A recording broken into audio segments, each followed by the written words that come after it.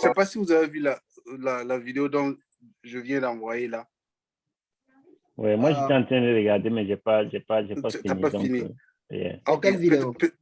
c'est une vidéo d'un Malien là. Bon, je voulais dire un vieux Malien, mais bon, je pense que le terme approprié, c'est un grand frère malien ou bien un ancien.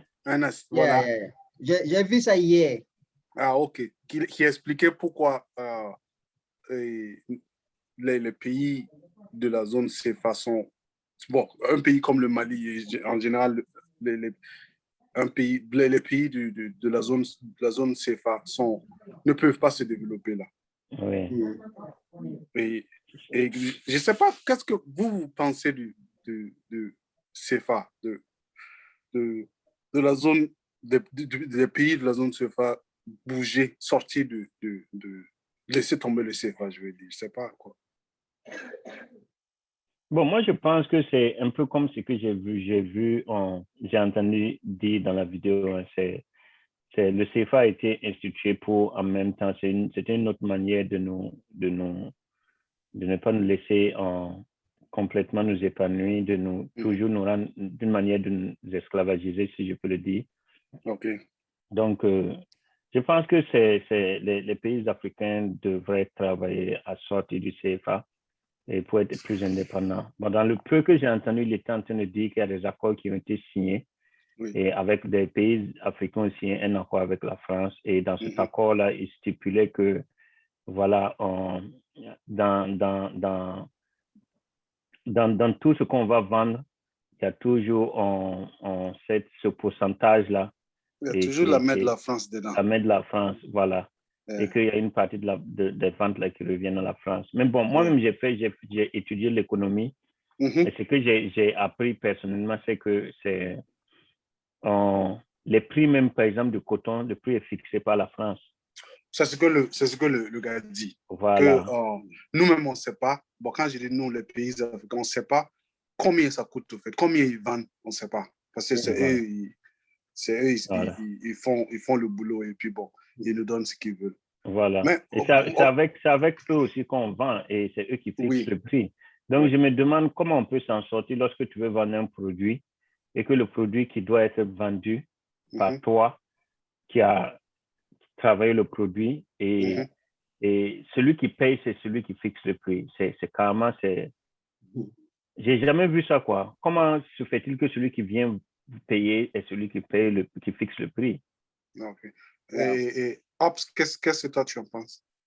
Ça, c'est vraiment, pour rebondir à ce que Hussein vient de dire, c'est une inversion des rôles et de la réalité, en fait. Et c'est cette démarche-là qui a toujours été imposée depuis bien avant même la période coloniale. Donc, vous comprenez que l'Afrique est le continent le plus riche qui puisse exister à la surface de la Terre. Et en même temps, les enfants de ce continent-là pourrissent dans la misère. Et on est victime d'exploitation sous toute forme, hein, je dirais exploitation, abus, tout ce qu'on peut utiliser comme terme négatif au niveau des relations entre l'Afrique et l'Occident en particulier. Donc, c'est vraiment aberrant que moi, en tant qu'Africain, j'ai ma matière première et je ne peux pas vendre ma matière première au prix que je veux. Pourquoi je dis que c'est aberrant? Parce que quand on prend cette organisation qu'on appelait l'OPEP, les pays exportateurs de pétrole, dans quelle partie de l'histoire du monde on a vu des gens venir imposer leur prix à ceux qui détiennent le pétrole comme matière première? C'est eux qui fixent leur prix. Même si aujourd'hui ils se lèvent et disent que le baril du pétrole est à 5 millions de dollars, les gens vont se plier au prix qu'eux, ils ont fixé. Mais en Afrique, ce n'est pas le cas. Quand on prend le cas de la Côte d'Ivoire, qui est très connu comme grand producteur de cacao, j'ai suivi un documentaire où l'État ivoirien n'arrive même pas à fixer le prix du cacao. Pour corroborer ce que Hussein vient de dire, c'est encore les Occidentaux qui viennent, qui fixent leur prix, et nous, on se plie au prix qu'eux, ils veulent. Je trouve que ce n'est pas normal. on parlait du franc CFA. La matière première et la monnaie sont c'est les indices de souveraineté d'une nation. Oui. Si on perd le contrôle de ces deux paramètres-là, ça veut dire qu'on perd le contrôle de tout le pays en entier. Oui. Donc, le franc CFA, par exemple, dans son principe, cette monnaie-là devait disparaître depuis longtemps.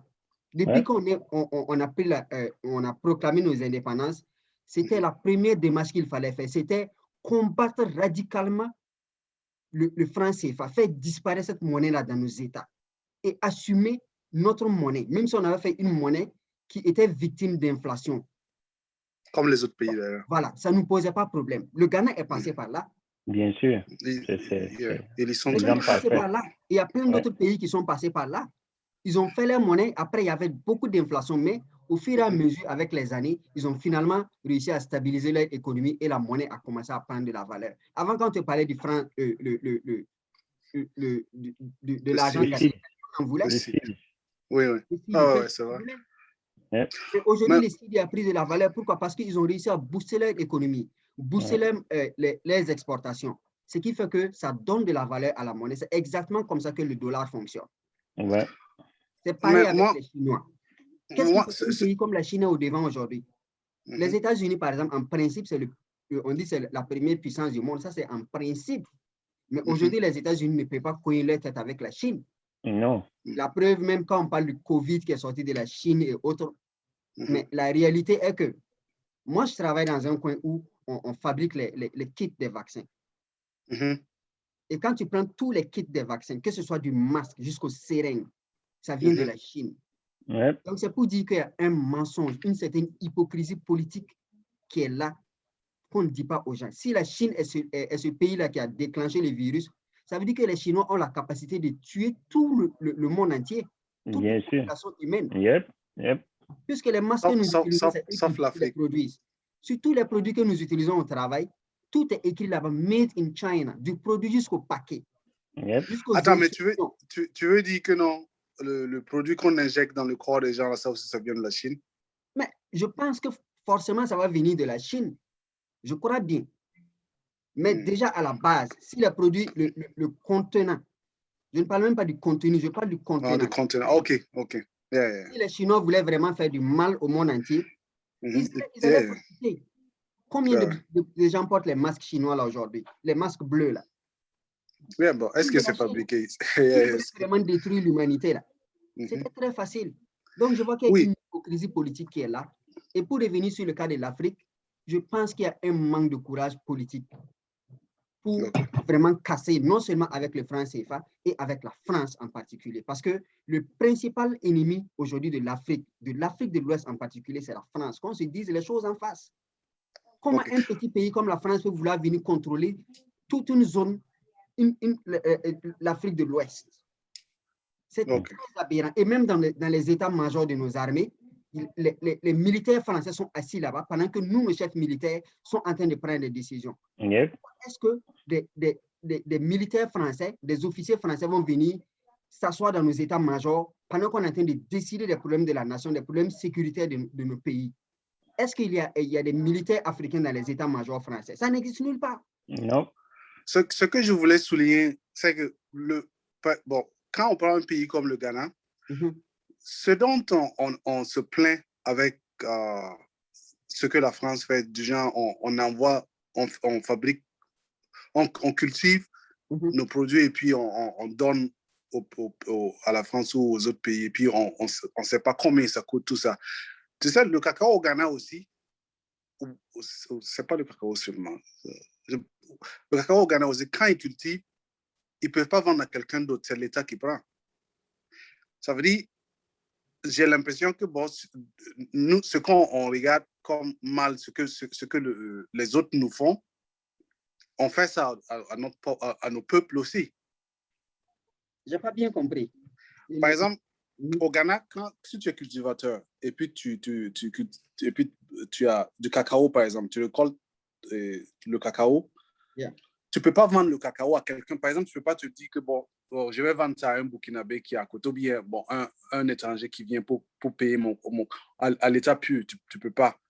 Raw material. Et tu vends ça forcément avec l'État gagnait. OK. Et je pense que c'est la même chose au d'achat. Burkina. Hein. Au Burkina aussi, c'est la même chose pour le coton. Quand l'État est le seul qui paye le coton avec les gens, tu ne peux pas vendre ça ailleurs. Donc, je ne sais pas si vous voyez ça. Vous voyez ça. Ça, c'est peut-être fait dans le cadre pour que l'État puisse contrôler en fait sa matière première. Maintenant, et puis assurer aussi une certaine qualité au niveau de la production. Bon, c'est comme ça que je comprends les choses. Oui, c'est ça. OK. Même si c'est ça. Prend ça et l'État maintenant revend ça à des firmes internationales, là, la faute revient à l'État parce que l'État n'arrive pas en ce moment à créer en fait cette opportunité-là pour la nation elle-même, je vais dire. Si l'État s'approprie la matière première, de toute façon, dans le principe, dans le droit, toute richesse sur un territoire appartient à l'État. Ça, c'est le principe. Si, par exemple, on s'en va découvrir de l'or sur la parcelle de Hussein, cet or-là, premièrement, appartiendra à l'État. L'État va venir et récupérer cette parcelle-là et puis peut-être... Mais vous ne voyez pas que ça, c'est problématique? Bon, ça peut être problématique dans le sens où c'est à l'État aussi de peut-être acheter ce cacao-là avec les paysans à un prix qui les arrange. Tu comprends? C'est le rôle de l'État. OK. Moi, je pense que c'est pour réguler les choses. C'est pour qu'il n'y ait pas de désordre. Absolument. Imagine qu'il y ait 5 cultivateurs et ces 5 cultivateurs-là, chacun veut vendre au prix qu'il veut. Et c'est pas régulé. Tu vois qu'il y a ça crée un certain désordre. Mais si l'État régule en mettant un certain prix et en disant, OK, je paye avec vous, et en payant avec vous, je veux en même temps vérifier la qualité. En payant avec vous, je veux en même temps vérifier que le prix qui a été établi, j'ai payé avec A, va être le même prix avec B, avec C, avec D. Je pense que ça permet les choses d'être quand même à un bon niveau et bien régulé. Mais maintenant, le bas blesse à ce niveau, c'est le fait que, et je vois ce que tu veux dire, c'est le fait que, vu que c'est l'État qui fixe les prix et qui paye avec les gens, et ça peut être manipulé aussi. Oui, pas seulement manipulé, mais ça veut dire, de un, l'État en profite. Et qu'est-ce que l'État fait en retour pour ces cultivateurs-là? Parce que moi, en principe, bon, je pense pas que non, le cultivateur finisse sa récolte et il fasse moins d'argent que le middleman, que le gars qui va vendre son produit. Et c'est ce qui se passe chez nous en Afrique. Le gars, il va faire sa moisson, il va cultiver et il a son produit. Et à la fin, c'est celui qui est au milieu, qui court là, qui va aller faire plus d'argent que celui qui a fait le travail. Un peu juste comme l'artiste. C'est l'artiste qui va faire sa création, tout ça fini. Et c'est quelqu'un d'autre qui va bénéficier de ce qu'il fait. Et c'est ce que l'Europe, c'est ce que la France nous fait. Et j'ai l'impression que nos États sont en train de faire juste comme ce que le blanc les a appris. Parce que je ne pense pas que non, c'est pour l'État, une terre est pour l'État. Je ne pense pas. Parce que dans nos coutumes, la terre n'appartient à personne. Tu pars, tu cultives, tu gagnes ce que tu as gagné et puis tu pars, tu bouges quelque part. Maintenant, si tu prends un contrôle, tu dis non, si vous cultivez, c'est moi je vais payer et c'est à moi vous allez vendre, à ce moment, il te faut faire beaucoup plus en retour pour mettre ces gens-là dans une... C'est exactement ce qui se passe ici aux États-Unis quand tu prends le domaine de l'agriculture. Aucun agriculteur ici aux États-Unis ne va dire que lui, il est pauvre. Au contraire, c'est eux les plus riches. Mais ils sont combien? Il n'y a même pas 50% d'agriculteurs ici. Non. Ils ne parlent même pas 10%. Même pas. Non, je pense que c'est 3%, non? 3 ou 6, je pense.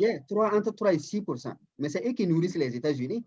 Et si ces gens-là décident aujourd'hui qu'ils vont arrêter leur production ou leurs activités agricoles, mais ce pays-là va mourir de faim. Pourquoi non, le Mexique, puis les Chinois vont venir, puis les remplacer. Pourquoi ils ont cette force-là? Parce que d'un côté, l'État a su créer les conditions pour permettre à ces agriculteurs, cette infime partie de la population-là, de pouvoir vivre à l'aise. Il n'y a pas très longtemps, je pense que l'année passée, je conduisais dans une zone où il y avait des vastes étendues de champs de maïs. Quand je regarde, il n'y a même pas plus de 10 travailleurs là-bas. Le gars, il est avec son tracteur bien mécanisé, avec son GPS dedans, et lui seul, il te cultive les hectares. C'est vrai que vers chez vous, là, c'est... mais je pense que ça, c'est les moyens qui font que c'est comme ça. Ils utilisent des moyens plus développés. En termes de redistribution, là, quand ils vont revendre le fruit de leur travail, l'État est obligé d'acheter ça à un prix qui les arrange, parce que c'est quand même du travail qu'ils ont fourni. Et c'est cette technologie qu'ils utilisent là. Le plus souvent, ils ont pris crédit pour pouvoir bénéficier. S'accaparer cette technologie-là et travailler avec, et peut-être qu'ils continuent même de payer pour ça là pendant 5-10 ans. Mais ça leur permet de rentabiliser et de faire vivre leur famille décemment. Pourquoi est-ce qu'on n'arrive pas à une situation pareille, par exemple, dans nos États, parlant du Burkina avec le coton? Moi, je pense que tout ça, c'est dû à une mauvaise politique. Il y a une politique qui est installée qui fait que les choses ne fonctionnent pas telles qu'elles devaient fonctionner. Et je pense que c'est fait exprès aussi pour que ça bénéficie à certaines personnes, à certains groupes de personnes dans le pays ou à certains groupes de personnes dans le pays. Par exemple, quand on prend le cas du cacao qu'on parlait, qui est le prix est fixé par la France, quand la France vient payer, c'est la France qui fixe ce prix. Bon, vous vous rendez compte que c'est la même France qui prend le cacao et qui fait le chocolat et qui fixe leur prix pour revendre à l'Afrique. Et donc, je pense que c'est une mauvaise politique, mais c'est la faiblesse de nos dirigeants qui crée tout ça. Nos dirigeants sont très faibles. Et je pense qu'ils sont faibles aussi parce qu'il y a cette peur-là qui est là. Tous ceux qui se sont dressés ont été tués. Vous voyez, tous ceux qui se sont dressés et qui ont voulu changer les choses, qui ont dit non à la France, ont été tués. Donc, qui va accepter? Tu te mets devant encore, tu refuses. Tu risques de partir aussi. Donc, les gens essayent de préserver leur vie. Et comme on a dit, on le dit. Leur famille aussi. Voilà, leur famille. Quand une pluie de cailloux qui tombe, chacun protège sa tête. Donc, je pense que c'est ça qui est en train de se passer. Mais le problème, c'est qu'en protégeant ta tête et en protégeant ta famille, tu es en train de sacrifier le reste du pays. Et même ta famille. Voilà, et même ta famille dans le long terme. Donc, la question qu'il faut se poser, c'est de voir est-ce que ce sacrifice-là et cette protection que tu es en train de faire là, est-ce que c'est vraiment rentable dans le long terme? Est-ce que ça a vraiment un sens? Voilà, je pense qu'il y a cette peur-là. Moi, je suis conscient qu'il y a cette peur. Beaucoup ne veulent pas. Ils savent réellement ce qu'il faut faire. Ils savent qu'ils doivent dire non. Ils savent que tout ce qui se fait là, c'est pas bien. Mais ils ont vu des gens être tués autour d'eux. Ils ont vu des présidents avant eux être tués. Et qui ils utilisent? C'est toujours les mêmes frères là autour d'eux qu'ils utilisent. La France va soulever un interfait ou soulever quelqu'un pour que tu sois assassiné. C'est vrai parce que bon, on peut pas s'asseoir et puis dire qu'il n'y a pas de gars intelligents dans nos pays parce que beaucoup, tu vas les voir avant qu'ils soient à la devanture, ils tiennent un langage différent que le langage qu'ils tiennent aujourd'hui. Et même, je sais, par exemple, on a des journalistes qui sont devenus des gens je veux dire, des actionnaires dans nos gouvernements et puis qui ont changé de ton quand ils sont devenus journalistes. Parce que bon, chacun, dès que tu te retrouves devant les faits, bon, tu changes parce que bon, il y a une pression qui se débat. Exactement, il y a une pression qui est là, hein, une pression. Et ils vont te dire les choses clairement. Des artistes qui étaient soi-disant engagés et qui sont allés manger dans la soupe. Et après, tu ne reconnais plus cet artiste-là qui t'inspirait.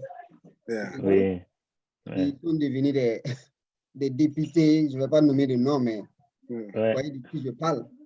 Ils chantaient dur contre le régime, mais à la faveur de l'insurrection, ils ont pu goûter les coulisses du pouvoir. Et ils sont devenus d'autres personnes méconnaissables. Leur conviction est partie dans le décor. Donc, c'est pour dire que, bon, souvent quand la luxure, l'argent vient rentrer se glisser dans les convictions, on finit par être transformé en une autre personne. Hein. Donc, Norbert avait dit, il faut exactement se sacrifier, accepter ce sacrifice-là, qui va bénéficier au plus grand nombre que d'être là, en fait, à vouloir protéger sa famille. Parce que en voulant protéger ta famille, ce même problème que tu es en train de fuir, là, ce même problème va venir se glisser dans ta famille. Oui. Sankara aussi avait dit qu'il faut choisir entre le champagne pour une minorité et l'eau potable pour la majorité. La majorité, ouais. Voilà. Donc, j'ai vu ironiquement, comment il s'appelle, Patrice Lumumba qui avait fait son discours juste après la période des indépendances. Il a fait un discours très virulent à l'égard du colonisateur. Et ce discours-là lui a coûté la quinine. C'était son arrêt de mort qu'il a signé. Et le colonisateur a passé par Mobutu pour faire liquider Lumumba par rapport à ce discours-là. Et des années bien plus tard, le même Mobutu est allé aux Nations Unies. Il a tenu un discours semblable à Patrice Lumumba. Et lui aussi, ça lui a coûté la quinine. Exactement. Donc, quand j'ai suivi cela, j'ai dit, mais tiens, il y a quelque chose qui ne va pas. Toi, tu as fait liquider Lumumba par rapport à un discours sur la colonisation et tu t'en vas tenir ce même discours-là encore à l'ONU. Donc, tu n'es pas conséquent dans ta démarche. Voilà, soit tu traites avec le blanc, soit tu défends tu défends farouchement ton pays. Mais à quoi ça sert d'avoir liquidé Lumumba pour venir reprendre ce même discours de Lumumba, l'envoyer à l'ONU, le prononcer? Mais il faut t'attendre à ce que le colonisateur aussi se révolte contre toi. Contre toi. Je pense qu'avec Lumumba, lui, c'est là où c'est un peu du genre comme ce que les présidents font ici. Ça veut dire qu'ils naviguent avec la vague, quoi. Parce que peut-être qu'en ce moment, être contre le colonisateur, ça te donnait un peu plus de support. Ouais, c'est ce que je pense aussi. Et par exemple, aujourd'hui, avec genre, le mouvement Black Lives Matter et consorts, tu vas voir tous ceux qui sont au pouvoir. Pour accéder au pouvoir, il faut que tu tiennes un certain discours. Genre en support des Noirs ici. Des Noirs, et des minorités, je veux dire, pas seulement des Noirs. Donc, je pense que peut-être que non, c'est ce que Mobutu a oui, mais je pense que pour Mobutu aussi, il est arrivé à un point où il s'est senti fort. Il s'est dit que je suis fort maintenant. C'est vrai. Je suis intouchable. Voilà, je suis intouchable. Et puis, je peux parler comme je veux. Et je pense que ça aussi, c'est comme Ops a dit, ça lui a coûté aussi ce qui est arrivé. Mais bon, je pense que le problème général, c'est ce qu'on a dit, c'est vraiment c'est cette politique-là qui est mise en place pour que ça profite à un petit groupe de personnes et en dépit du grand nombre. Et je pense que pour que les choses changent, revenons aux francs CFA, je pense qu'il faut que les Africains apprennent qu'il n'y aura pas de changement sans sacrifice. Voilà, c'est ça. Et les gens veulent que les choses changent, mais il n'y aura jamais un changement sans sacrifice. Lorsqu'on regarde une famille, prenons même cet exemple d'une famille qui est le petit exemple pour la nation. Et pour un changement dans une famille, il faut qu'une personne décide de se sacrifier. Pas peut-être physiquement, mais dans ses choix, décide, OK, ce que je veux faire, je veux me sacrifier, me battre dans la vie pour réussir, me battre pour ça, ne pas dormir assez, me lever tôt pour aller à l'école, me lever tôt pour aller au boulot, travailler dur. Et c'est un sacrifice jusqu'à un certain degré, c'est un sacrifice. Tu vois qu'il faut consentir et truc. Donc, ce que moi j'ai toujours appris, et ça c'est dans tous les domaines de la vie, sans sacrifice, il n'y a pas de réussite. Il faut un sacrifice. Et toute réussite qu'on acquiert sans sacrifice est une réussite qui n'a pas de pied. Ça veut dire que c'est une réussite qui ne va pas tenir. Tôt ou tard, ça va tomber. Et vous avez vu comment dans notre pays ça s'est passé. Il y a eu l'insurrection, il y a eu ça. Il y a des choses qui ont été bâties pendant des années. Mais ça finit par tomber parce qu'il n'y a pas eu le sacrifice. Donc moi, je pense que pour que l'Afrique s'en sorte, il faut que nos dirigeants et certaines personnes qui quand même se disent avoir cette motivation-là comprennent qu'il faut qu'on se sacrifie. Et même dire non à la France, dire non aux Français. Il faut qu'on dise non, on va souffrir, mais on va y arriver. Et je pense que c'est tout ce qu'il faut qu'on se dise. Mais vous pensez que pour bouger, pour faire le changement vers sans le franc CFA, vous pensez que l'Afrique, la zone franc CFA est prête? Ou bien vous pensez que ça doit être chaque pays? Est-ce que vous pensez qu'on a les structures pour commencer ça? Ou bien vous pensez qu'on a besoin d'un peu plus de temps ou d'un peu plus de préparation? Je pense qu'on a déjà perdu du temps. Et pour être prêt, on ne sera jamais prêt. Et dans la vie, c'est comme je l'ai dit tout à l'heure, c'est dans tous les domaines de la vie. Chaque fois, il y a des moments, la plupart du temps, tu ne peux pas attendre.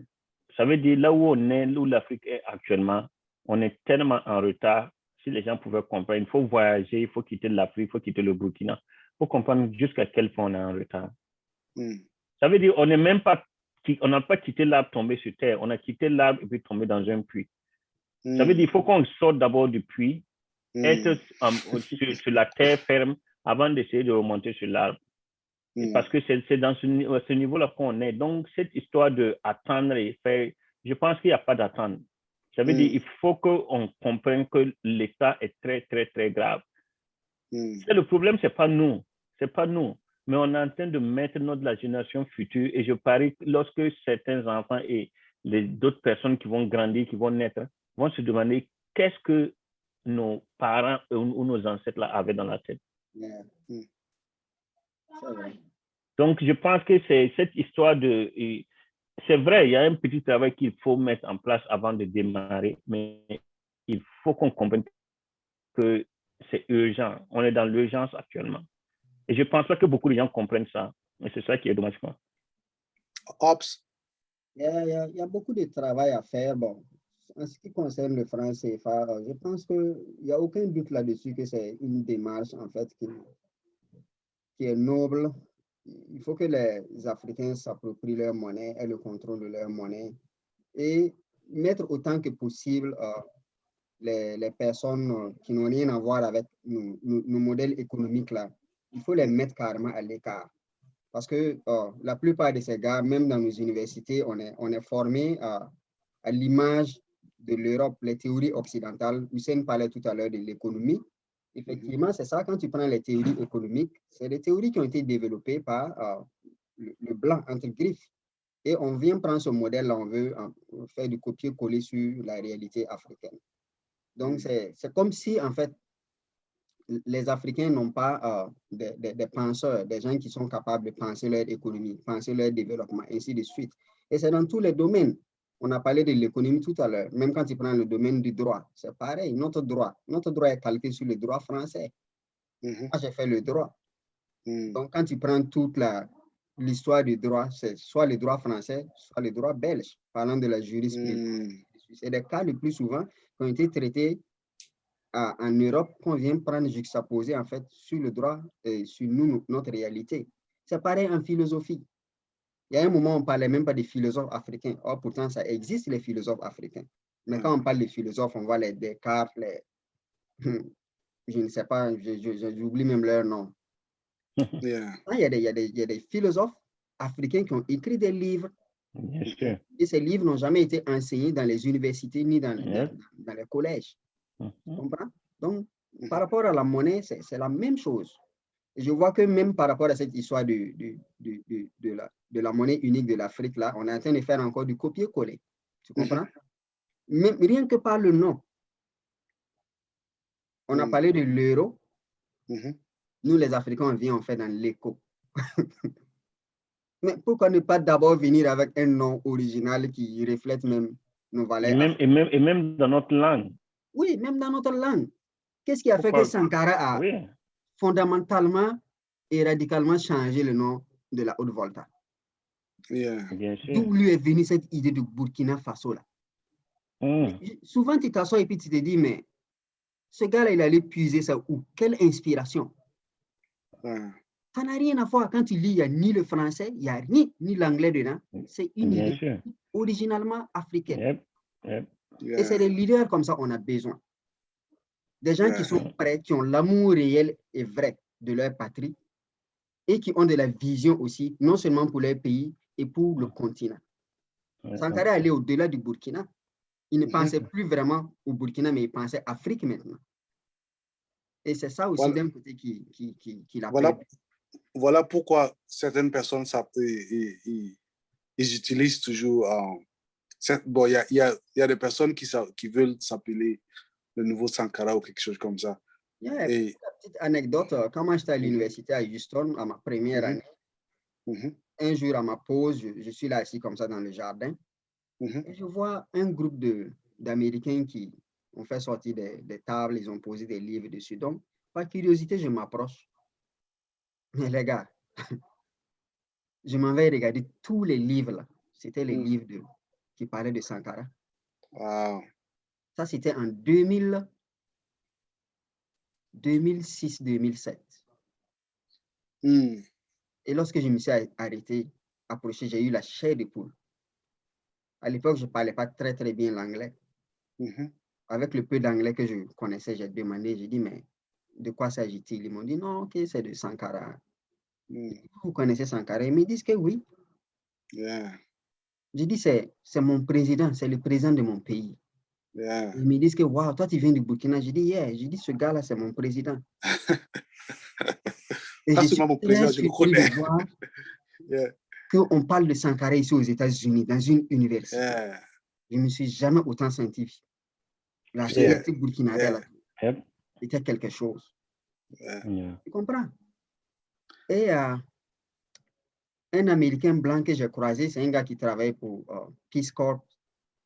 Il dit que quand il voit un Africain comme ça dans une université américaine, lui-même, il n'arrive pas à croire. C'était même impensable même à l'époque. Et quand il voit un Africain dans une université comme ça, lui-même, il est fier que parce que nous, les Africains, lui, il sait que nous sommes des gens qui peuvent et qui doivent aller très loin dans la vie. C'est un gars qui parle le moré, un Américain noir. Il a travaillé au Burkina, il connaît le Burkina mieux que nous. Donc, dans les années où lui, il est allé travailler au Burkina, il ne pouvait même pas penser qu'un Africain pouvait venir s'inscrire dans une université aux États-Unis. Donc, c'est pour dire qu'il y a du potentiel, il y a de la richesse humaine qui est là, qui n'est pas exploitée. Mais il faut une certaine qualité, une certaine génération, une autre génération de dirigeants qui va venir prendre les choses en main. Ce n'est pas avec ce qu'on a actuellement là. Eux, ils ont fait leur temps. Moi, je ne peut plus rien faire. Il faut une autre génération. Quand je parle de génération, il faut des leaders, des gens qui osent, des visionnaires et des gens intrépides qui n'ont pas peur de dire les choses en face, qui regardent le blanc comme un être humain et non comme quelqu'un qui a une certaine force de frappe, quelqu'un de supérieur. Non, il faut qu'on casse ce complexe-là. Ce complexe, Sinon, on va arriver nulle part. Il y a encore du travail à faire, un travail mental surtout. Et je pense que la nouvelle génération, quand tu regardes, il y a des gens qui osent. Ils osent prendre des risques. Même quand tu prends le domaine de la musique, regarde toute cette créativité-là qui est là. Des nouvelles façons de chanter, des nouveaux styles de beats, des nouvelles façons de voir, de faire des vidéos. Mais va à l'époque de Michel Bossefa-Somé et regarder les vidéos. Ça n'a rien à voir avec ce qu'on regarde aujourd'hui. Moi, je pense que les choses sont en train de changer vraiment doucement, mais il y a quand même un changement qui est en train de s'opérer parce que beaucoup de gens voyagent, les gens vont dans d'autres pays, les gens se rendent compte qu'il y a du travail et quand ils reviennent, les gens sont prêts à faire le travail. Et il y a aussi ce point où on doit s'approprier de notre culture et s'approprier de qui on est, savoir qui on est en tant qu'Africain. Et savoir qu'on n'est pas comme ce que beaucoup de gens peuvent penser. On ne sommes pas des derniers, on n'est pas des sous-hommes. Nous sommes aussi intelligents que tout le monde. Et je pense que les gens l'ont compris. Par exemple, aux États-Unis, ici, tu vois que l'afrobeat, c'est reconnu. Les Américains même respectent, ils écoutent. C'est beaucoup écouté aux États-Unis ici. Et les gens respectent des gens comme les Davido et puis l'autre, c'est comment son nom? J'ai oublié le nom de... Voilà. Voilà. Donc, il y a plein pour Drake, là. Voilà. Donc, il y a plein de gens. Il y a le respect. Ils donnent le respect parce que en réalité, on a notre part. Nous sommes aussi intelligents que tout le monde. Et je pense que la nouvelle génération comprend ça. Ce complexe-là est en train d'être brisé. Ce complexe par rapport à la couleur, par rapport au fait qu'on vient de l'Afrique, ce complexe-là est en train d'être brisé. Je pense que c'est à cause de cette nouvelle génération qu'on a réussi à changer certaines choses comme genre notre présidence. Quand cette nouvelle génération se sont levés, ils ont fait partie. Le président qui était. Et aujourd'hui, la dernière fois, les changements qu'ils ont fait au niveau des examens, là, quand la génération se sont dit non, on ne veut pas ça, ils se sont manifestés de telle manière pour que les gens comprennent que non, on ne veut pas, on ne veut pas. Et je pense que la différence avec nous, moi particulièrement, je me rappelle quand il y avait les grèves là, dès que les militaires sortent, nous, il fallait rentrer chez toi parce que tu sais ce qui allait se passer, tu vois. Mais maintenant, on sent que la jeunesse actuelle ne s'amuse pas. Ça veut dire quand ils ne veulent pas quelque chose, ils ne veulent pas et ils manifestent. Oui, mais je pense que l'insurrection a créé quelque chose. Ça a montré aux jeunes, au peuple entier, ils ont aussi la force. Tu vois, l'insurrection a montré, surtout au Burkina, je parle du Burkina, que quand le peuple se lève, le changement peut arriver aussi. Donc, on ne peut que rendre grâce à Dieu. Hein? C'est ça. Yeah. C'est pas évident. Ceux qui sont au pays aussi, chacun se bat comme il peut. Quand moi je suis rentré, j'ai vu comment les jeunes se battent. J'ai dit, waouh. Yeah. Dans un pays où rien n'est donné d'avance, rien n'est acquis à l'avance. Il faut vraiment féliciter vraiment ceux qui arrivent à s'en sortir. Je suis allé voir le studio du frère Malcolm. Il a un studio? Yeah, on est dans le même quartier, on est à Tampi. Donc, je pense que c'est Madiba, non? Yeah, Madiba Records. Yeah, je ne suis pas encore allé, mais bon, je connais. Yeah. Je pense que... On a même fait un son ensemble avec mon partenaire Crimo. Crimo, ok. Wow. Yeah. Juste un truc pour délirer. Ouais. On a fait ça dans le studio de Malcolm. Ok. Donc, moi aussi, j'étais rentré à mon petit matériel de musique. Musique. On a boxé un beat. J'ai fait une partie du beat. Lui aussi, il a fait une partie. Ok. Wow. On a posé un truc comme ça à l'impro. C'est vrai, vous êtes dans la production aussi, là? Yeah. Okay, moi aussi, je produis un peu. Ouais. Faudra que dans un délai, on fasse quelque chose ensemble. Je sais pas comment ça va être possible. Yeah, ça sera avec plaisir. Je suis allé chez Ops, j'ai vu que Ops, il était en full production, là. Yeah. Bon, tu sais, moi, je pense que c'est un don que Dieu nous a donné. Et surtout quand je vois le talent qu'il y a en nous, et étant chrétien, mais c'est que Dieu crée chacun avec un don. Et on n'a peut-être pas utilisé ça jusqu'à l'extrême, mais on a le don, quoi. C'est vrai. Il y a beaucoup de choses qu'on peut faire si, en tout cas, on a toujours l'envie et tout ça. Ça, c'est vrai. Ouais. Donc, vous avez vu l'actualité dernièrement au Burkina par rapport au son que Smarty a lâché? Yeah. RAP. C'est ça que c'est hier, moi, j'ai finalement pu écouter le son, là. Ah ouais? J'étais assis dans la voiture, j'ai mis mes baffles et puis je suis allé sur YouTube. J'ai dit, waouh, ce gars-là. Yeah. J'ai écouté le son. C'est original dans la démarche. Et il y a quelque chose que j'ai remarqué dans le clip. Il y a beaucoup de symbolisme. Oui. D'abord, j'ai break le clip là, comme ça, down. Après avoir suivi ça. J'ai même commenté là-dessus. Ok. Tu vois, à l'intro, là, il y a une voix. Qui parle. Ouais. Yeah, une voix autoritaire et un peu mystique façon, là. Oui. Maintenant, cette voix-là, un peu spirituelle. La voix dit que mange avec l'ennemi, des trucs de ce genre-là. Ouais. Et après, on voit Smarty qui est une autre personne, Smarty assis dans sa cellule, comme un condamné à mort qui attend qu'on vienne le chercher. Oui. Et le bourreau qui vient, qui est habillé en noir avec une croix. Oui. Ça m'a frappé. Puis on menace Smarty, on le fait sortir. On part l'asseoir sur une chaise, apparemment une chaise électrique. On l'attache là-bas et puis la chaise là aussi, il y a une croix, une croix blanche. Une forme de croix, Je dis, mais c'est dans quelle eau il est en train d'aller jouer comme ça? Tu comprends? Oui, oui, oui. Qui connaît le symbolisme dans la musique, ça m'a quand même donné des frissons et ça m'a fait poser beaucoup de questions par rapport à Smarty lui-même. Je dis, est-ce que c'est un choix conscient qu'il a fait ou bien il a écrit son scénario et cette symbolique est venue se glisser dedans. Et même quand il est assis dans la salle d'exécution, là, tu vois qu'il y a une vitrine qui le sépare avec les témoins. Ils sont venus assister à l'exécution et ces témoins-là, ils ont tous des têtes de bêtes. Des têtes d'animaux, oui. Yeah. Oui. Et qui connaît le symbolisme, la bête, la tête de bête. Tu vois, j'ai quand même peur pour lui.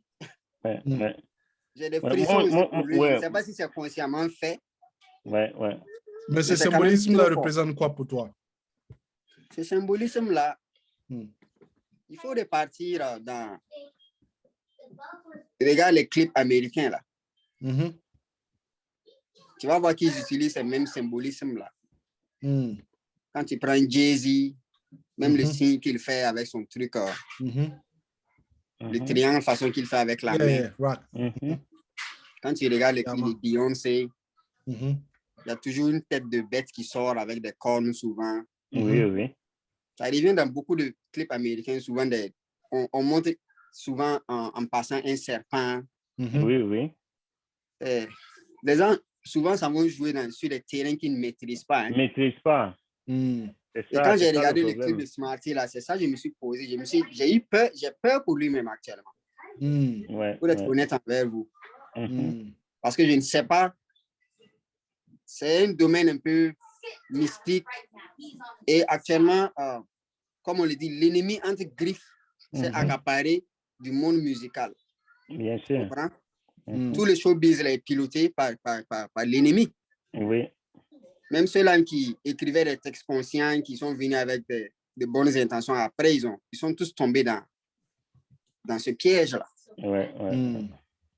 Donc, le texte de Smarty en lui-même, c'est un texte très profond, mais la visualisation qu'il a donnée par rapport au clip, moi, c'est ça qui me fait poser des questions, quoi, ça. Hier, je n'ai pas arrêté de penser là, de réfléchir là-dessus, hein. J'ai même failli l'appeler, mais bon. Je suis en train de... Je ne sais pas quelle est sa démarche, sincèrement. Oui, je pense qu'il faudrait peut-être qu'on l'écoute. Bien sûr, on le connaît, qu'on parle peut-être avec lui pour comprendre ce qu'il a voulu traduire. Parce que ça peut être mal reçu et puis on ne pas comprendre sa démarche aussi. Moi, j'ai vu le clip aussi, j'ai ressenti ce que tu as dit. Mais comme tu l'as dit, ça veut dire même si les choses sont faites dans une bonne intention et si elles sont faites simplement, on peut avoir une manière de faire les choses qui sont simples, qui est simple, mais le problème, c'est l'impact que ça a sur les gens. De fois, tu ne contrôles pas ça. C'est comme quand tu fais un son, il y a des gens qui font un son simplement comme ça. Et après, l'impact est tellement grand. Eux-mêmes, quand les demain disent qu'eux-mêmes, ils ne savaient même pas que ça allait avoir cet impact-là. Ce qui montre qu'il y a autre chose qui contrôle les choses. D'autres choses qui sont plus... des choses cachées et des choses spirituelles qui contrôlent tout ce qu'on fait. Absolument. Et c'est ça qu'il faut vraiment de fois faire attention quand on passe un message. Moi aussi, j'ai écouté le son. Voilà, j'ai aimé l'écriture. Et quand je parle de l'écriture, je parle de la manière dont il a écrit le texte. Je ne parle pas du contenu. La manière dont le texte a été écrit. Comme d'habitude, tu sais, Smarty, c'est quelqu'un qui est assez aguerri, qui a de l'expérience et qui est vraiment pétri de talent. Et je pense qu'il a vraiment bien écrit le texte comme d'habitude et il a pu passer le message. Mais il y a ce problème-là qui est ressorti du clash là et on a entendu parler de l'histoire de Naël. Je pense que Naël, le slammer, qui s'est senti concerné par rapport à Smarty parlant disant qu'il lui aussi fait de la résistance. Il n'est pas comme les slammers de couloir de la présidence, un truc comme ça, je pense. Et Naël aussi a répliqué. Donc, qu'est-ce que vous pensez de ça? Moi, j'ai même pas écouté le... on dit une réplique, non? Oui, une réplique. J'ai même pas... J'ai pas gaspillé mon temps pour l'écouter parce que d'ailleurs, beaucoup de gens disent que c'est nul, donc je sais que non.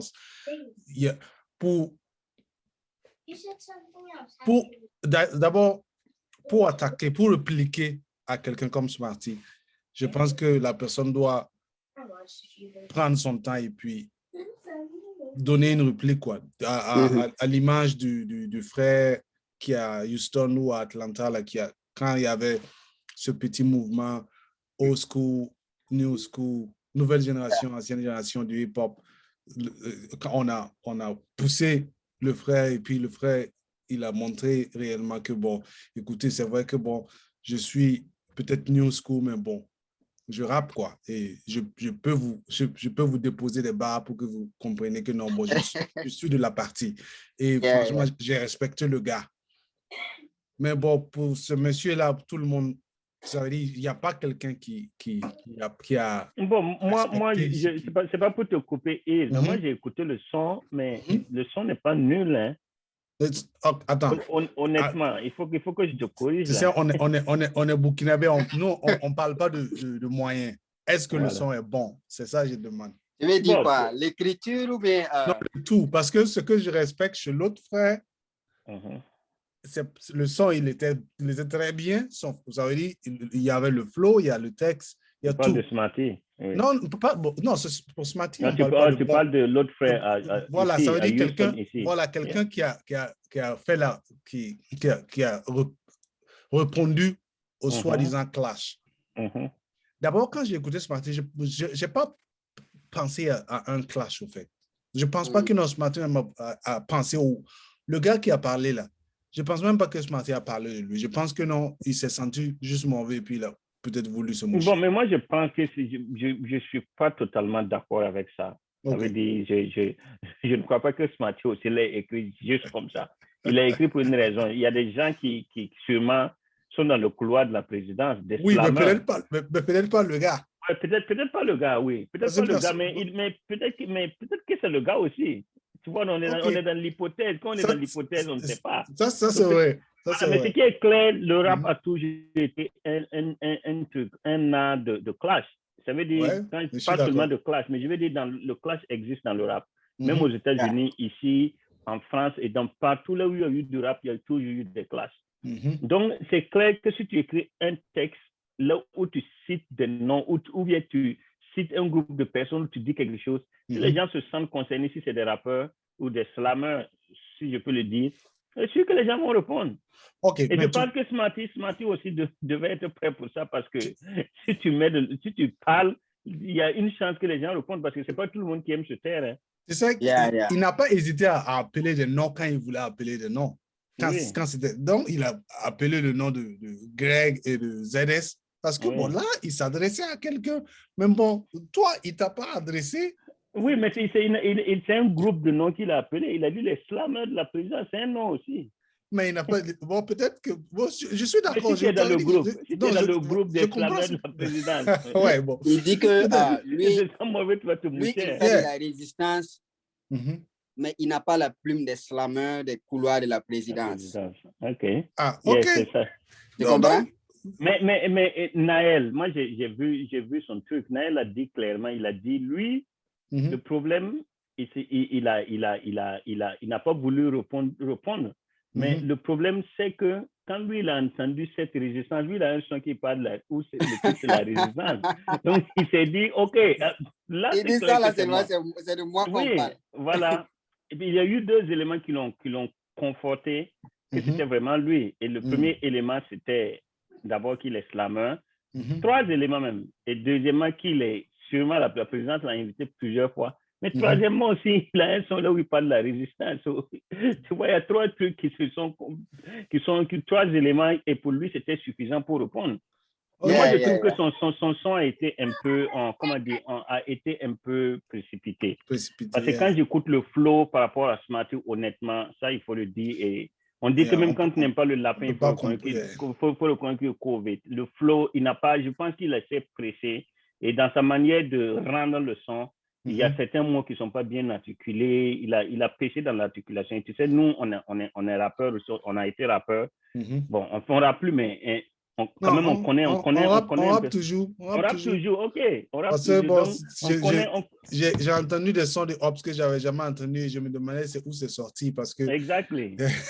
donc, Naël, revenant à ce que je disais par rapport à Naël, je pense qu'il s'est pressé de répondre. En tout cas, son écriture, moi, je trouve qu'il a bien écrit le son. Et la manière dont il a parlé, les tournures de mots et même les images qu'il a mis, il a dans le son. Moi, je trouve que ça a été bien fait. Mais côté flow, je trouve qu'il a péché parce que c'est pas bien articulé. Et même le clip qu'il a fait, semblant de clip, si je peux le dire, n'est pas aussi truc que ça. Mais bon, je pense que c'est le clash. Et je pense qu'il n'a pas aussi manqué comment dire, il a quand même, dans le son, clairement dit qu'il respecte Smarty. Donc, moi, de ce côté-là, il a même dit, lui, il reconnaît que Smarty est son aîné, il reconnaît que Smarty, c'est le chef. Et si Smarty revient, lui, il lui donne sa place. Non, c'est pas lui, il n'a pas à lui redonner. Il a sa place. C'est pas lui, il peut pas donner la place à Smarty. Oui, voilà, c'est là maintenant qu'il y a la discussion qui est arrivée. Parce que c'est comme si Smarty a abandonné sa place. Je pense pas aussi qu'il ait abandonné sa place. Et puis, je pense même pas que non, entre lui et Smarty, c'est affaire de non, toi tu es l'aîné. Non. C'est pas que non, genre, bon, c'est quelqu'un, il a, genre, MC Claver, il était dans le rap et puis il n'est plus. Non, Smarty, il est toujours, avant que lui vienne dans le rap ou peut-être même après qu'il sorte dans le rap, Smarty, il est toujours Smarty. Donc, bon, c'est pas que non, bon, tu es l'aîné et tout. Non. Il est bon, qu'il soit jeune ou aîné, il est bon. Ça veut dire aujourd'hui, si on prend peut-être, comment on appelle, peut-être s'il partait même essayer de clasher quelqu'un qui venait de commencer et puis il n'a pas le niveau de la personne qui vient de commencer, on sera en train d'avoir la même conversation parce que le gars sera impeccable face à lui. À lui, oui.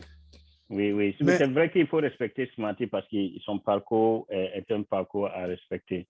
Et le gars a commencé depuis l'époque de Rap Time. Je pense que, si je ne me trompe pas, c'est en 80 combien? 96, 95? Non. Avant ça, voilà. Donc, voilà. Il était dans l'underground avant ça. Avant voilà. même la scène Rap Time. Hein. Rap Time, voilà. Donc, il a quand même... faut respecter ça, quoi. Faut respecter ça. Et j'ai vu certains commentaires aussi des gens qui ont dit qu'il est aigri, qu'il est quoi. Bon, moi, je pense que c'est le rap qu'il a écrit. C'est pas question d'être aigri. Dans le rap, cette discipline de clash-là, on écrit juste des paroles. C'est pas une histoire d'être aigri, tu vois. Il a écrit un son pour exprimer ce qu'il a au fond de lui-même. Mais ça ne veut pas forcément dire que c'est parce qu'il est aigri.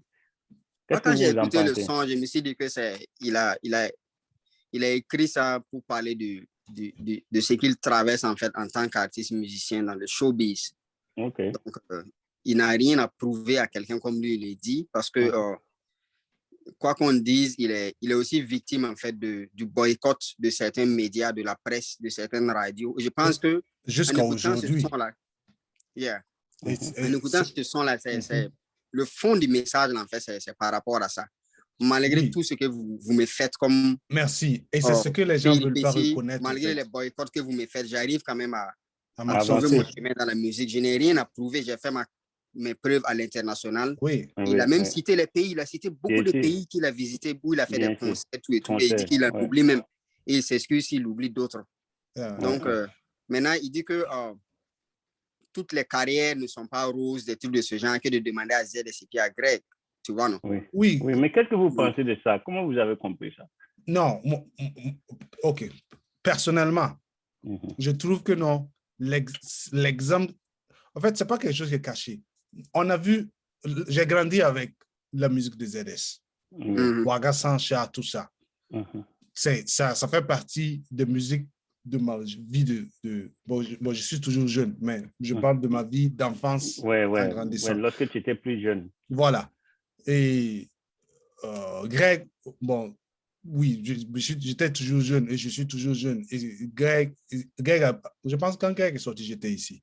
Mais ce que je veux dire, le fait d'avoir mentionné ces deux cas-là, c'est la même manière que quelqu'un comme moi, je vais dire, un groupe comme La Censure, tu regardes, il y a des hauts et il y a des bas. Il y a des gens, par exemple, tu regardes, quand on a vu le groupe La Censure, leur crew là, c'est ici qui était en haut, au début. C'est ici, on voyait seulement. Et à un moment donné, on ne parlait pas de si, on parlait de Ravaillac. Et Ravaillac, à un moment donné, il a brillé. Et après, on ne parlait plus de lui, c'est de Likma on parlait. Et après, on parlait plus de Likma, on parlait d'autres. Bon, je pense, on parlait toujours de Kader parce que bon, lui, il est toujours dans les underground, tout ça. Mais chacun a sa place. Chacun a son moment de briller. Donc, ce qu'il a dit, ce n'est pas faux. Est-ce que Greg brille aujourd'hui comme il brillait avant? Non. En fait, c'est une réalité. Ce n'est pas un mensonge. ZS, est-ce que ZS est toujours... Bon, il est toujours ZS, mais il n'est pas le ZS qui a eu la cote quand il avait son Waga Sancha, ou même quand il a fait sortir son son contre Sarkozy, non? Yeah. Oui. Yeah, il n'a plus ça. Même le fait que le son de Sarkozy soit allé loin, l'impact que ça a eu dans la jeunesse, je ne sais pas s'il a pu avoir le même impact que non Waga Sancha. Tu vois, donc, bon, je ne vois même pas là où... En fait, c'est une vérité, et une vérité, ça va peut-être blesser certaines personnes, mais c'est une vérité. Yeah. Bon, moi, je parle toujours de la base qu'il faut toujours remettre les choses dans leur contexte. Bon, peut-être qu'à la base, même le texte, là, il n'a pas fait ça même pour clasher quelqu'un. Hein? Ouais, c'est possible. Donc, moi, je prends ça seulement comme un point de vue qu'il a voulu exprimer, et puis il a cité des noms en passant, et puis les gens se sont sentis concernés. Comme on le dit, celui qui se sent morvé se mouche. Dans le fond, relativement à la partie de Naël, peut-être qu'il n'a même pas voulu clasher Naël.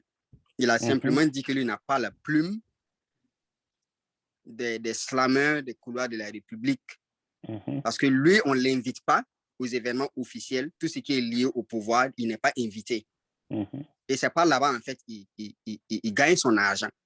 Ce n'est pas dans ça sa carrière, c'est pas autour de ça que sa carrière s'est bâtie. Donc, dans le fond, ce qu'il dit, c'est la réalité, comme ce que tu l'as dit exactement, sans pour autant vouloir prétendre clasher qui que ce soit. Maintenant, celui qui sent qu'on a voulu le clasher, bon, il n'a qu'à... Chacun sort et puis il réagit comme il veut. Hein. C'est comme on le dit,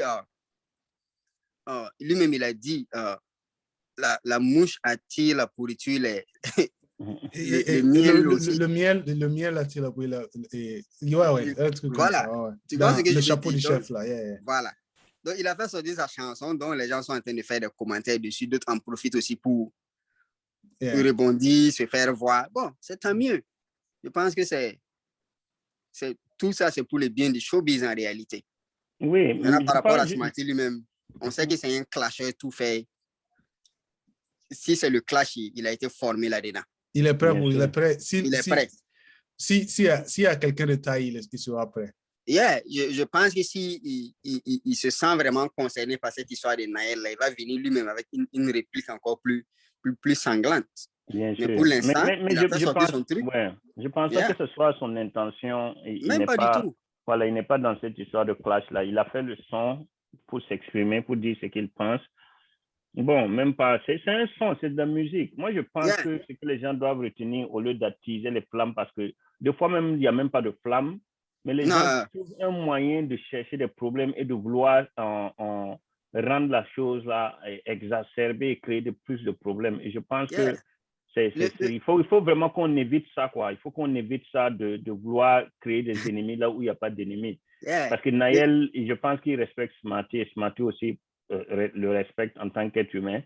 Et je pense que c'est bon qu'on reste dans cette histoire, savoir que c'est de la musique et que ça s'arrête là.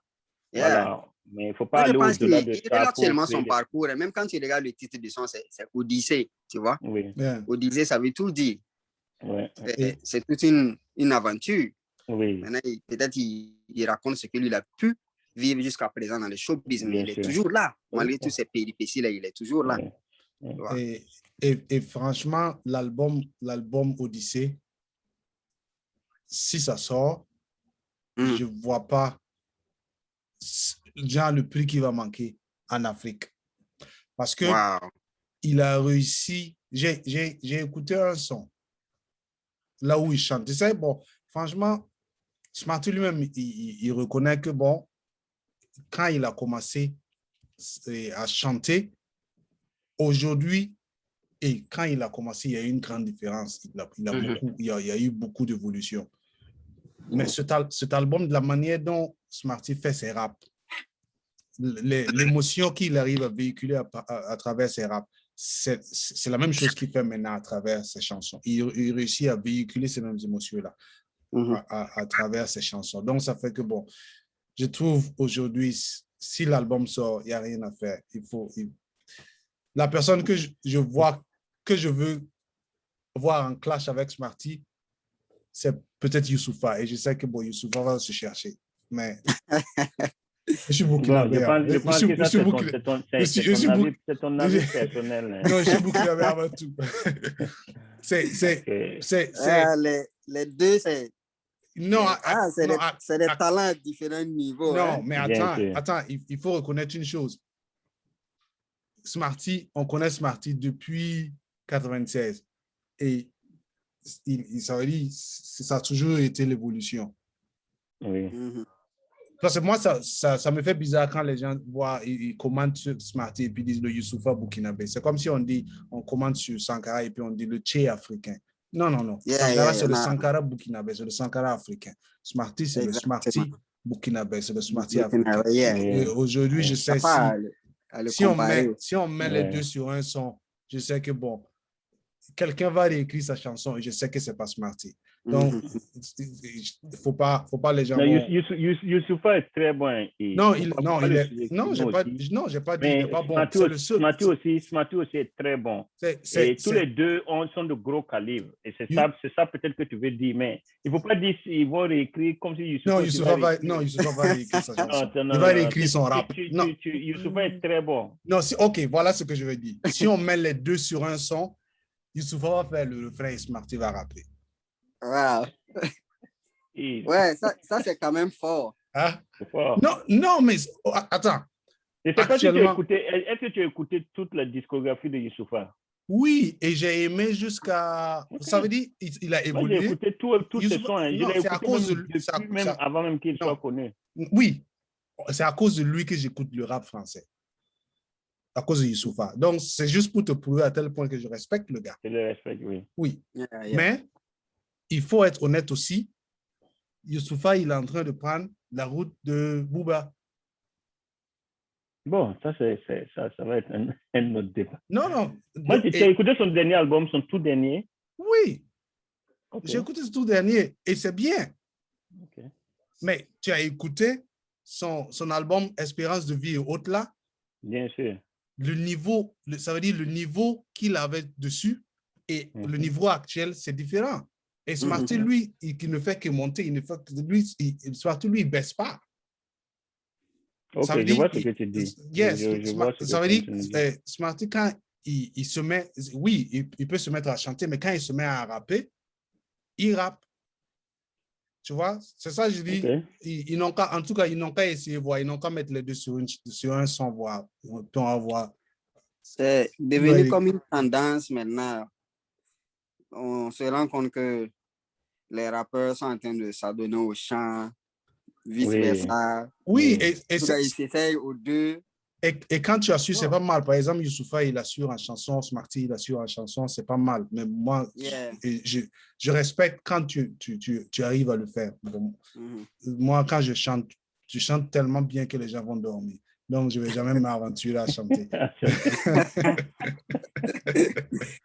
Bon, j'ai comme l'impression que quelque part, il s'est adonné au chant aussi pour compenser ce vide-là laissé par Mandowé, tu vois. Oui, un peu de Yélène qu'il fait, mais pas lui seul, quoi. Voilà. Non, en fait, on a parlé de ça et il a dit, il a fait son album et il s'est retrouvé avec genre, ou bien invité, avoir beaucoup de filles, inviter des gars à venir chanter, faire le refrain, ou chanter lui-même. Parce que bon, il faut reconnaître que quand tu dois faire un concert live, il y a ce problème du refrain, ou bien tu joues le refrain comme ce que beaucoup le font, ou bien tu fais venir quelqu'un qui va chanter le refrain et à chaque moment, il te faut inviter ces mêmes gars-là pour venir.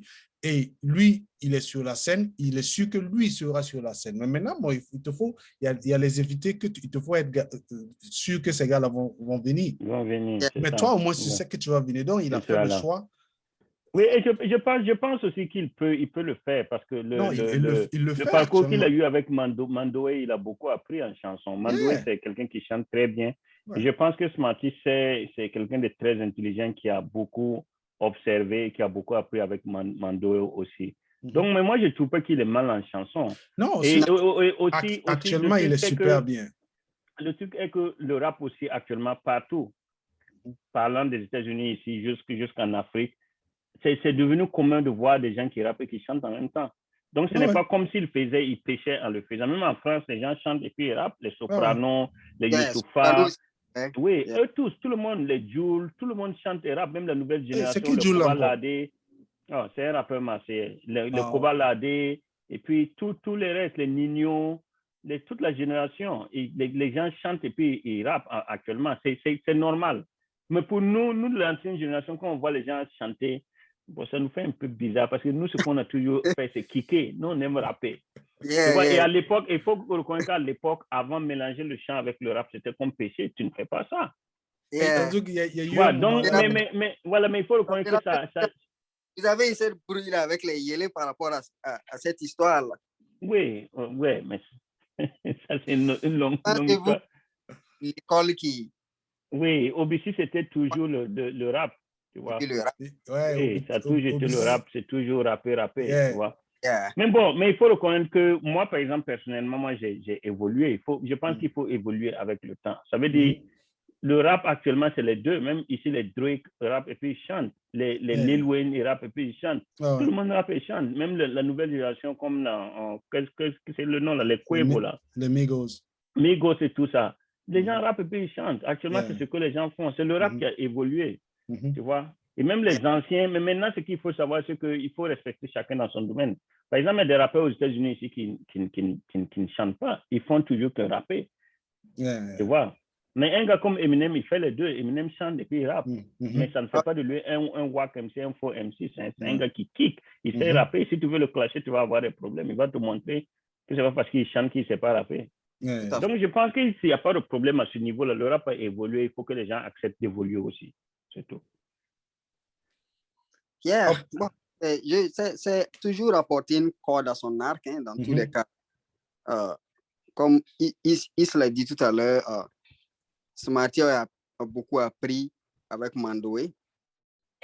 Il a eu des réflexes d'apprendre à chanter en étant avec Mandoé. C'est Youssef qui disait. Inversement, Mandoé n'a pas eu les réflexes d'apprendre à rapper avec Smarty. Non, je ne pense pas que Mandoé m'a voulu le faire. Oui, je ne pense pas qu'il ait voulu le faire. Il s'est senti confortable en étant un chanteur. Il est un très bon chanteur. Moi, j'ai beaucoup de respect et d'estime pour lui. J'ai beaucoup causé avec lui à des moments. Donc, c'est quelqu'un que je respecte beaucoup, que j'aime beaucoup. En tout cas, il a son talent, cette particularité-là de savoir des mélodies qui captivent. Oui.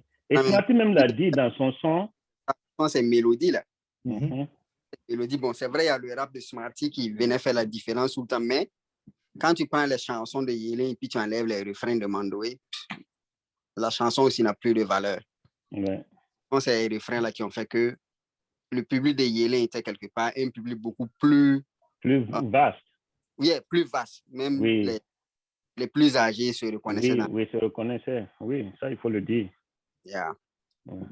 Donc, en tout cas, il y a de l'évolution. C'est comme aujourd'hui, quand tu écoutes l'afro-trap, des trucs comme ça. En étant rappeur formé à l'école pure et dure, tu peux te dire, bon, pas un style qui je retrouve dedans, donc je ne veux pas trop m'aventurer dans le domaine.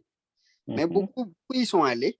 Il y a Frère Malcolm, par exemple, lui, il en a fait son domaine de prédilection maintenant. C'est très rare de le voir poser même sur un beat rap comme ça. Un rap comme ça, ok.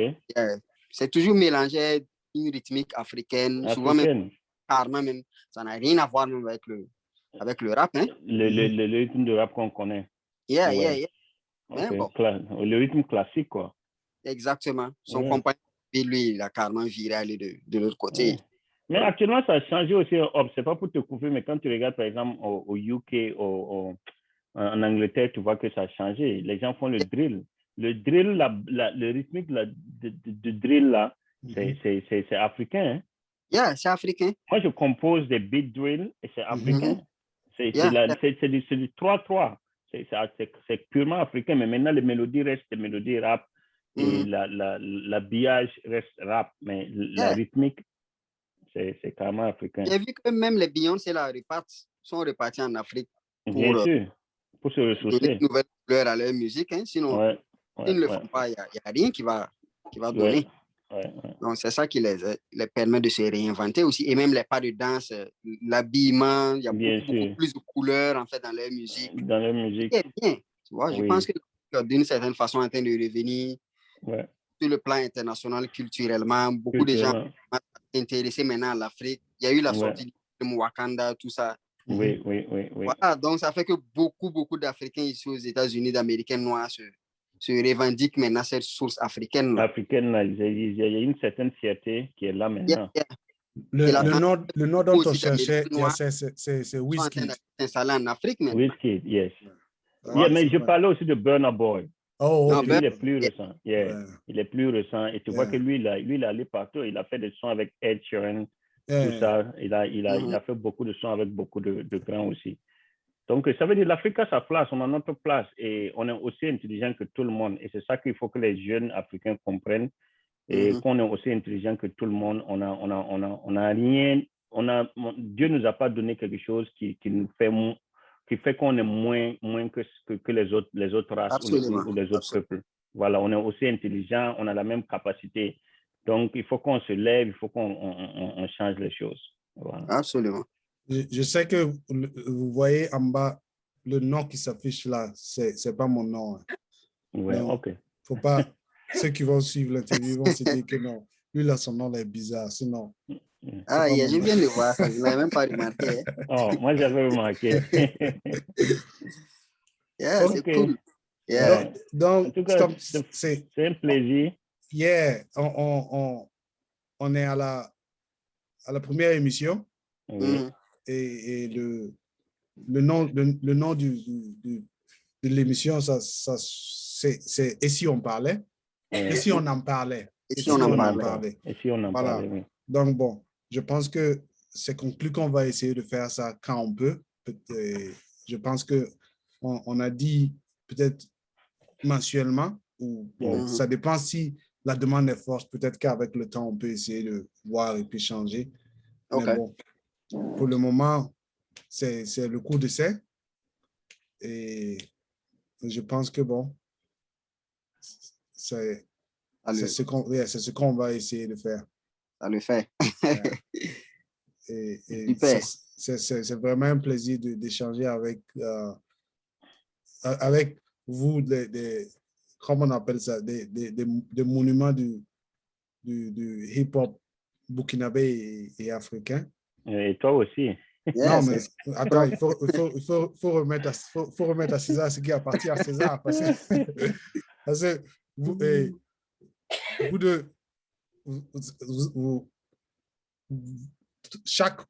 chacun de vous avez été vous avez créé tout un mouvement autour de vous ou participé à la création de grands mouvements. Ops de l'attitude HH à l'université que bon, beaucoup on n'en parle pas aussi souvent. Et aussi, bon, après ça, il y a Kumankan et il y a le trio que tu as eu à faire avec Brother H et Smarty. Et je sais, avec d'autres aussi, que bon, plein. Que j'en oublie. Et Medius avec OBC et Degamson. Je pense que le nom de Degamson, je pense que c'est Medius, il a été, voilà, il créé ce nom-là. Donc, bon, c'est important pour moi de préciser ça. Et je suis aujourd'hui fier de connaître ces gens-là. Et le plaisir est partagé. Je vous apprécie. C'est partagé. Et toi aussi, tu es venu à l'époque, d'une certaine façon, révolutionner en fait la manière dont les clips se faisaient en fait. Hein? Oui, bien sûr. Mais tout ça, c'est dû à Cook. Une fois, je lui disais, j'ai dit, en fait, les gens ne réalisent pas que quand tu as commencé à faire ces clips au Burkina, ça a changé beaucoup de choses parce que, bon, il a une vision qui est Très avancé. Yeah. Personnellement, quand moi j'ai regardé un clip, il y a beaucoup de paramètres dont je tiens compte. Hein? La qualité de l'image, le scénario, le montage, les effets qu'on met dans le clip. Si tout ça n'y est pas, bon, je trouve que c'est un travail plat. Tu vois? Donc, à l'époque, quand on a fait notre clip, je pense qu'on a payé à peu près 800 000 hein, pour faire le clip officiel de Koumakan. Hein. Wow. Quand le gars nous a dit le prix, mais moi, j'ai eu le vertige. J'ai dit, mais tu veux nous taper ou quoi? Il a dit, non, quand je vais faire le clip, vous allez voir le rendu et vous serez content parce que il avait fait le clip d'un zouker, j'ai oublié son nom. Burkinabé? Yeah. C'est Edgar Monet qui a fait le clip d'un Antillais.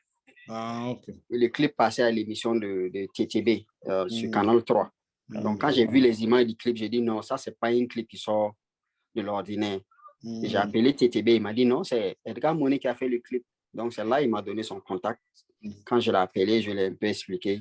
Il a dit, bon, avant que lui ne s'engage dans quoi que ce soit, il a besoin d'écouter notre son d'abord. Quand il a écouté le son, il dit, ah, les gars, j'ai écouté vos sons, ça me plaît, je peux travailler avec vous.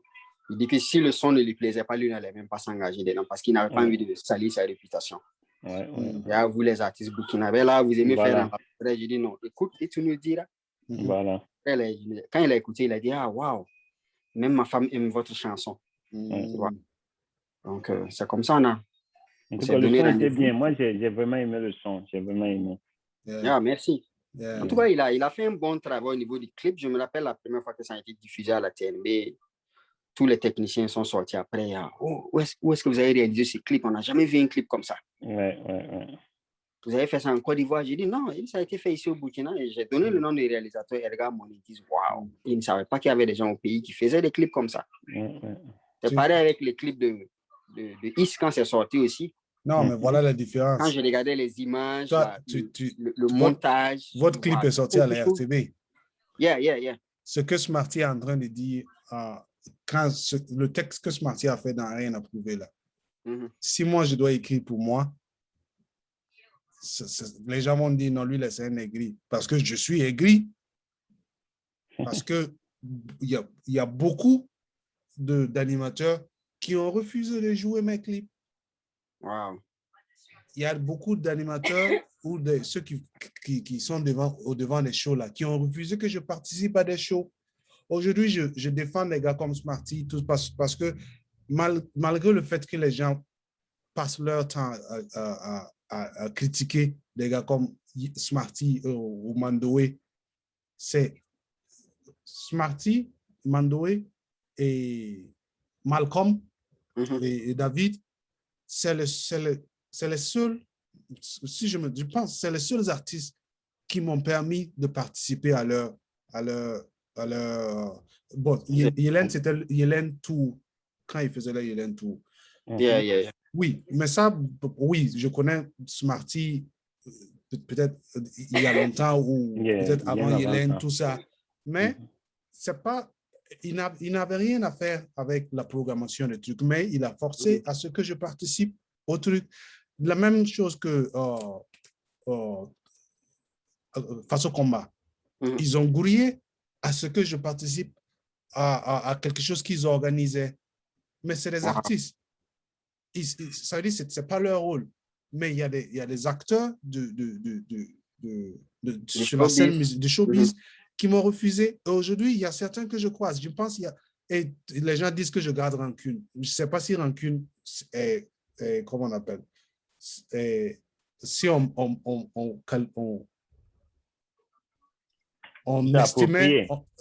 estimait rancune à l'eau, si je dois garder rancune, bien sûr que je garde rancune. Et si je dois garder rancune, ça sera la mer.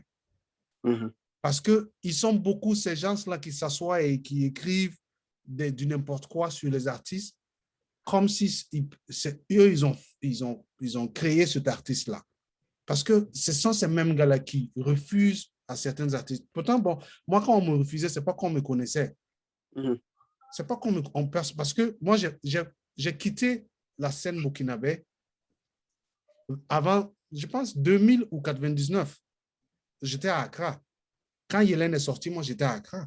Yeah. Mais quand je suis revenu, j'ai fait sortir mon album d'abord à Accra et je suis venu au Burkina faire. Et beaucoup, ça veut dire, les gars, en fait, ça, c'est une histoire à part. Mais ce que je veux dire, quand tu as dit, tu as joué ça à la RTB, moi, mon son, peut-être, c'est sorti à la RTB peut-être une fois. Et la vérité que les gens ne veulent pas qu'on dise là, la personne qui m'a fait jouer à la RTB m'a demandé de l'argent. Wow. Ça veut dire, aujourd'hui, j'ai rien à foutre. Même en ce moment, bon, ceux qui me connaissent, je vais te dire la vérité devant ta tête, devant ta face. Mais beaucoup de ces gens-là, ils vont te demander quelque chose, pas quelque chose, ils vont te demander de l'argent. Et le problème, c'est pas de moi. Je trouve que c'est normal que tu demandes de l'argent si tu veux faire un travail. Mais ils vont prendre ton argent et ils ne vont pas faire le travail. Ils ne vont pas faire le travail. Pour moi, je trouve que c'est important que je te rémunère pour ton travail. Mais tu demandes, pourtant, ce n'est pas toi qui programme les vidéos pour que ça passe sur les chaînes. Est-ce que tu vois? Donc, bon, je pense qu'il y avait tout, ces trucs-là qui se passaient qui font que, bon, moi, quand quelqu'un me dit son clip passait à la RTB, je respecte beaucoup parce que, bon, la personne a dû connaître des gens où la personne avait de bonnes relations. Bon, moi, je n'avais pas ces relations-là. Donc, mes clips, c'est sur SMTV.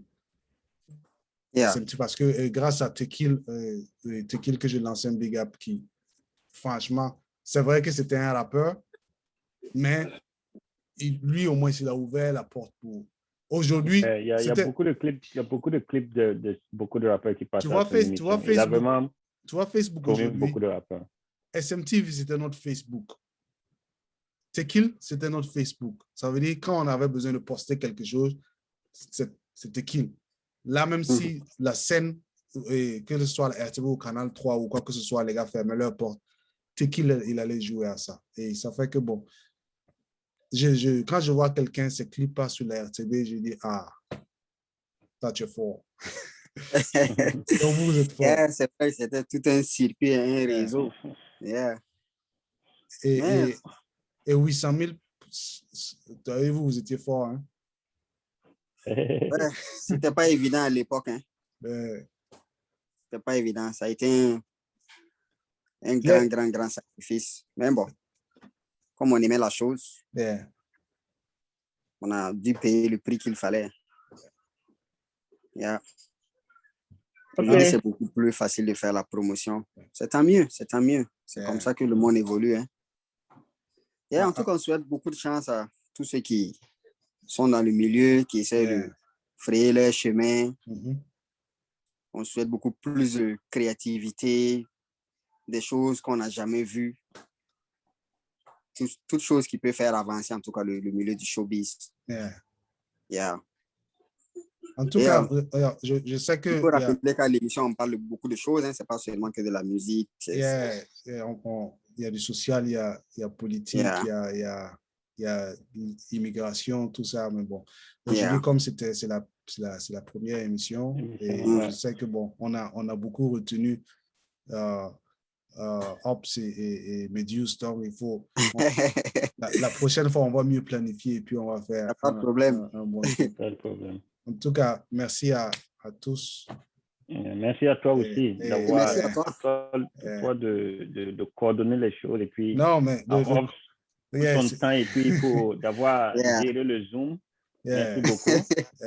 Tout à fait. D'accord, les gars, peace alors. Peace. Allez, peace. À bientôt. Okay, bye. Bye.